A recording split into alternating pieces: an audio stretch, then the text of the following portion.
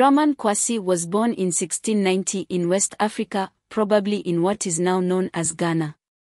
He was sold into slavery in Suriname, a Dutch protectorate in South America.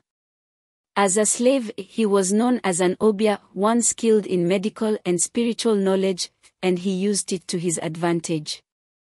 He used his medicinal knowledge to heal the Europeans and the slaves as well.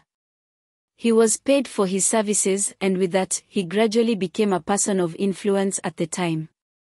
He reportedly became an informant for the Dutch and helped them capture the Maroons. It is also said that he sold magical amulets for protection. The main way historians know about Kwasi is through the writings of John Gabriel Stedman, a British soldier and writer.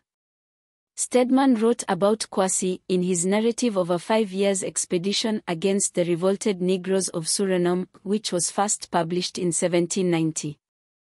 According to John Stedman, this African, by his insinuating temper and industry, not only obtained his freedom from a state of slavery, but by his wonderful ingenuity and artful conduct, found the means of procuring a very competent subsistence.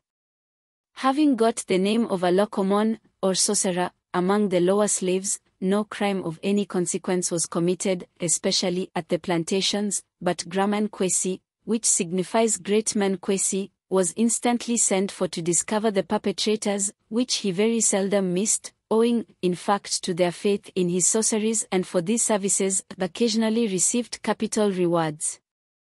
In the 1960s, Richard and Sally Price worked with the Saramaka, one of several distinct Maroon communities in Suriname. These two were anthropologists.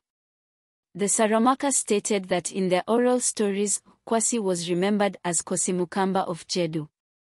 He is remembered primarily as a traitor who gained medical knowledge from the Saramaka, then led European soldiers into the forests. According to their story, their then chief cut off Kwasi's right ear.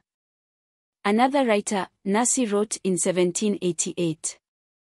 The Negro Kwasi was consulted on all sorts of illness, even to give remedies for the sterility of women. So great an influence had he on the Negroes that they respected him as a priest to whom God deigned to reveal his orders. In early 1743, a white governor reported that Kwasi had just located a village of runaway slaves in the Saramaka Creed, and that he was planning to lead another expedition against Maroon villages, to the area west of Paramaribo.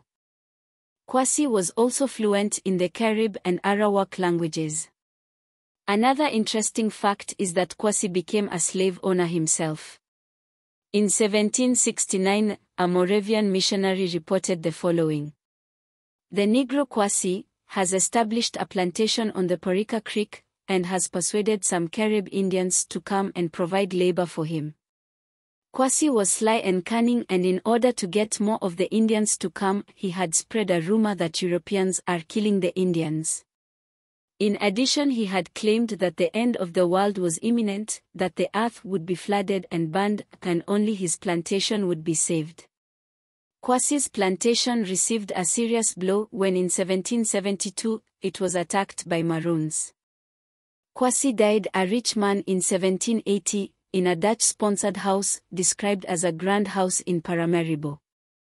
It will be a great day indeed when we, African people, melanated people all over the world, will refuse to sell each other and instead unite for our own betterment.